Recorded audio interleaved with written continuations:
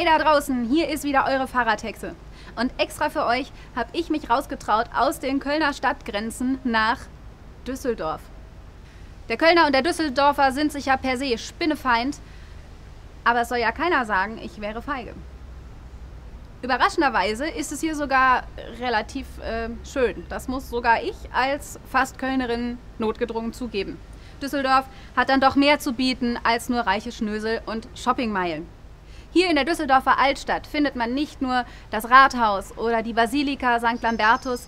Hier gibt es auch die Kunstsammlung Nordrhein-Westfalen und es wurden bedeutende Persönlichkeiten geboren, wie der große Dichter Heinrich Heine.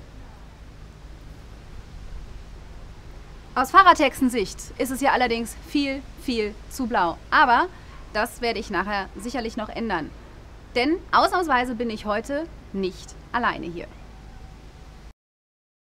Das hier ist das älteste Haus in Düsseldorf, das sogenannte Löwen- oder Lieferhaus. Und genau hier an dem Portal Oldest House in Town bin ich jetzt mit den beiden Fröschen JB Tex und der Toro verabredet, die mir ihre Unterstützung angeboten haben. Hi. Hi, grüß dich. Hallo. Hi, schön, dass ihr Zeit gefunden habt. Ich schlage vor, wir suchen uns jetzt ein ruhiges Plätzchen, wo wir uns unterhalten können. No? Und dann räumen wir auf. Ja, genau. Und dann räumen wir auf.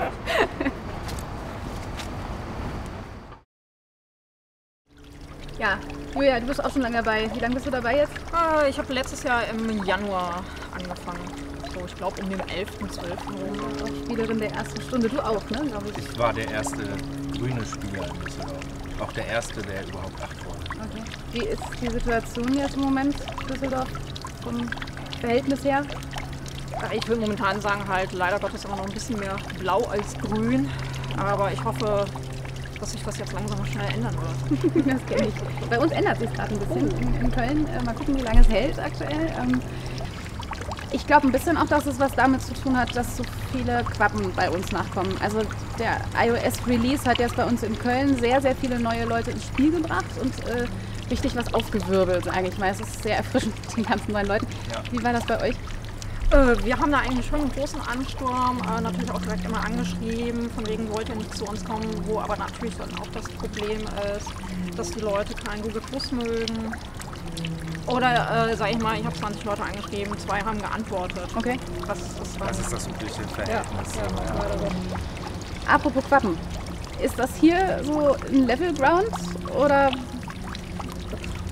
Altstadt ist eigentlich Unique Hunting Ground, ist Leveling Ground, ist Cross-Section Art habt ihr hier gemacht. Genau. Also genau. Das ist, glaube ich, die alles Spielwiese für alles. Genau. Wir dürfen ja alles tun. Mit anderen Worten, es spreche nichts gegen spontane Siebener jetzt. Nee, Nein, gar nichts. nichts. Überhaupt, also gar spricht nichts. alles dafür. Ja, genau.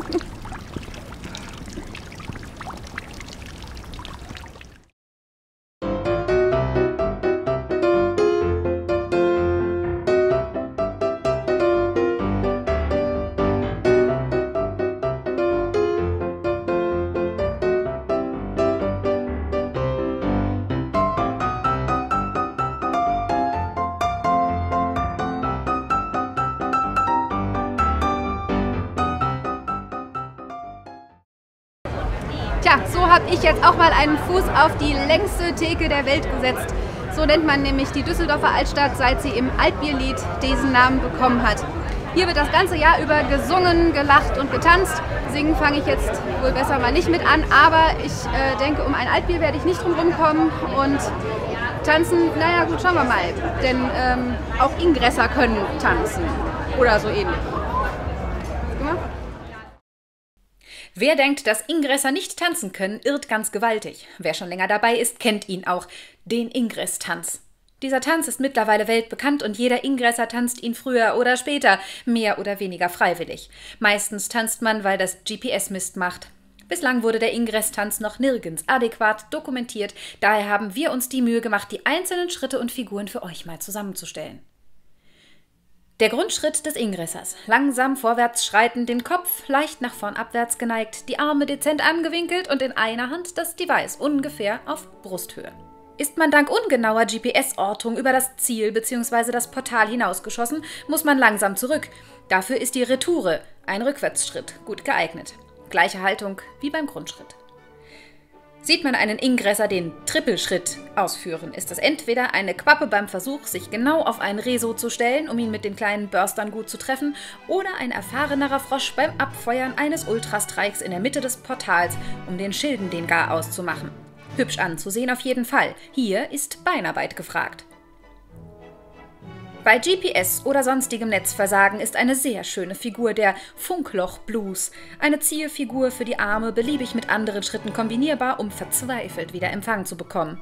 Eher was für Fortgeschrittene ist der Stopper. Aus dem Grundschritt heraus tanzbar. Vielleicht besser nicht auf dem Fahrrad oder im Auto ausführen. Und hier zum Schluss für den Solotanz noch unabdingbar, wenn ein Portal schlecht erreichbar ist: der sterbende Schwan.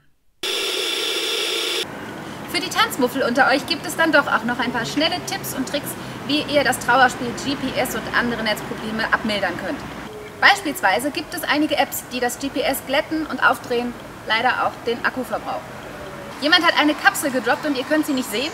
Dann klickt einfach auf ein Portal etwas weiter weg, geht wieder raus und dann lädt das Spiel neu und ihr könnt sehen, was vor euch liegt. Und wenn Portale nicht laden, obwohl sie schon längst in einer anderen Farbe vor euch stehen müssten, dann gibt es noch die Option Force Sync. Die findet ihr oben rechts im Ops-Menü unter Device. Das war's auch schon für die Tanzmuffel. Und für alle anderen, weiter tanzen. Tanzen soll ja glücklich machen.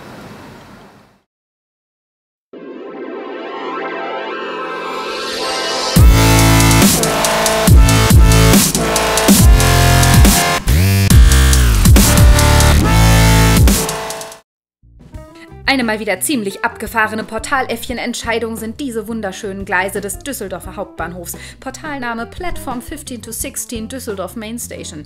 Echt extravagant und herrlich interessant. Für Berufspendler vielleicht. Na, da sag ich mal nichts zu. Viel Spaß noch weiterhin beim Zugfahren. Nur bitte nicht die Ausfahrt verpassen. Die Fahrradhexe sagt Adieu und bis bald.